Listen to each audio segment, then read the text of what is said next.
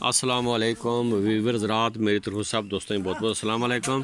تو میں جناب آپ سب دوستوں کی خدمت میں ایک نئی ویڈیو لے کے حاضر ہوا ہوں۔ تو آج کل میں کشمیر کے روٹ پہ ہوں، تو یہاں پر مختلف جڑی بوٹیاں ہیں جو ختم بھی ہو رہی ہیں۔ تو انشاءاللہ جو ہے نا یہ ہمارے ہوم ٹاؤن کا علاقہ ہے سارا، اس کو دیکھو یہ ہے جو اس طرح کا یہ ویو ہے ہمارے علاقے کا سارا۔ تو سب دوستوں کو ایک اکثیر الاکثیر بوٹی کے متعلق بتانے لگا ہوں۔ تو گزارش یہ ہوتی ہے کہ یہ بوٹیاں جو ہے نا صرف بتانے کے حد تک نہیں ہوتی ہیں، ان کو استعمال بھی کرو، ان سے فائدے بھی لو۔ جو اتباع حضرات ہیں ان کے لیے خاص کر کے یہ بہت فائدہ مند چیز ہوتی ہے، اس کو محفوظ رکھو کہیں پر بھی ضرورت ہو۔ تو اس بوٹی کے متعلق میں بتانے سے پہلے آپ سب دوستوں کو کہوں گا کہ مصفہ پارا آپ سب دوستوں نے لے لینا ہے، اور اس کو کسی بھی چینی کے کھرل میں، یہ یاد رکھنے والی چیز ہے کہ چینی کے کھرل میں ڈال کر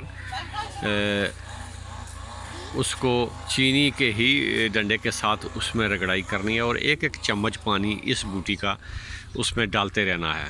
تو جب تقریباً ایک پاؤ پانی، ایک آدھا کلو پارا ہو تو اس میں ایک پاؤ پانی اس بوٹی کا چاہیے۔ تو اس میں رگڑتے رگڑتے پارا بالکل دانے دار قائم النار اور ایسا چمکدار ہوگا جیسے سورج ہوتا ہے ایسے۔ تو اس بوٹی کے متعلق یہ کہا جاتا ہے کہ یہاں پر یہ ہوتی ہے، وہاں پر سانپ نہیں آتے ہیں، کیونکہ سانپوں کو بھگانے کے لیے یہ بہت الاکثیر بوٹی ہے۔ تو سانپوں کا زہر کا بھی بہت بڑا تریاک ہے۔ دمے کے مریضوں کے لیے تو یہ اکثیر الاعظم ہے، آزمودہ بھی ہے۔ تو یہ جو ہے پارے کے لیے بھی بہت بڑی اکثیر ہے۔ اس میں تھوڑا سا پائزن ہوتا ہے، تو اس کے پھل جو پکے ہوئے آدمی کھا سکتا ہے، لیکن اس کے ساتھ کالے مرچ تھوڑی سی لازمی استعمال کرنی چاہیے۔ تو دمے کے مریضوں کے لیے بہت فائدہ مند ہوتی ہے۔ باقی اس کا نام جو ہے، جب اس کا نام آپ سب لوگ دوست سنیں گے تو آپ ضرور آپ کو دلچسپی ہوگی۔ یہ مکو کی طرح کا پودا ہوتا ہے، یہ آپ دیکھیں جیسے مکو ہوتی ہے نا، مکو کی طرح کا پودا۔ تو مکو کو ہماری زبان میں کاچ میچ کہتے ہیں۔ تو یہ کاچ ماچ کی طرح کا پودا ہی ہوتا ہے۔ یہ اس میں کالے رنگ کا پھل ہوتے ہیں، اس کا پھل پک کے مکو کا پھل سرخ ہو جاتا ہے۔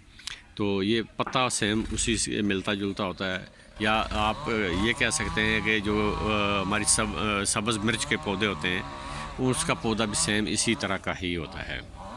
تو یہ اس طرح کا ملتا جلتا پودا ہوتا ہے، لیکن اس کے اوپر جو ہے یہ کالے رنگ کے پہلے سبز پھل ہوتے ہیں، پک کے کالے ہو جاتے ہیں۔ اس میں یہ سفید رنگ کا پھول ہوتا ہے، تو بیچ میں جو اس کا پھول کا زیرہ جو ہے یہ پیلے رنگ کا ہوتا ہے، پھول سفید رنگ کا ہوتا ہے۔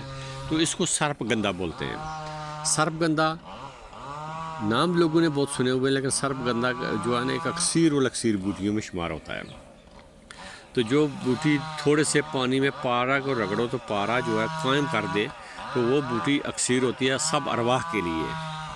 تو سب دوستوں سے گزارش ہے کہ ان چیزوں سے فائدے لو، خاص کر کے کیمیا گر جو لوگ ہیں وہ ایسی بوٹیاں ڈھونڈیں جو بوٹیاں پارے کو قائم کریں۔ جب پارا قائم ہو جاتا ہے تو اکثیر میں سب سے بڑی چیز جو ہوتی ہے وہ پارا ہوتا ہے، اور اس کے ساتھ گندک ہوتی ہے۔ اگر دو چیزیں کسی آدمی نے بنا لی ہیں تو وہ کیمیا گر ہے، اس میں کوئی شک و شبہ والی بات نہیں ہے، وہ کیمیا گر نہ ہو۔ اور یا ناکامی یا کامیابی یہ تو رب کے اختیار میں ہے، وہ انسان کے اختیار میں نہیں ہوتی ہے۔ لیکن یہ بات یاد رکھنے والی ہے کہ جو لوگ بھی پارے کو قائم کر لیتے ہیں اور گندک کو سرخ قائم کر لیتے ہیں، ان کے لیے یہ بات آسانی سے ہے کہ وہ کوئی بھی کام کرنا چاہیں تو وہ کام کر سکتے ہیں۔ تو سب دوستوں سے گزارش ہے کہ کام کریں، محنت کریں، اللہ پھل دینے والا ہوتا ہے، تو آپ کی محنت جو ہے وہ رنگ لے آئے گی۔ تو اس بوٹی کے متعلق یہ سرپگندہ بوٹی جو ہے یہ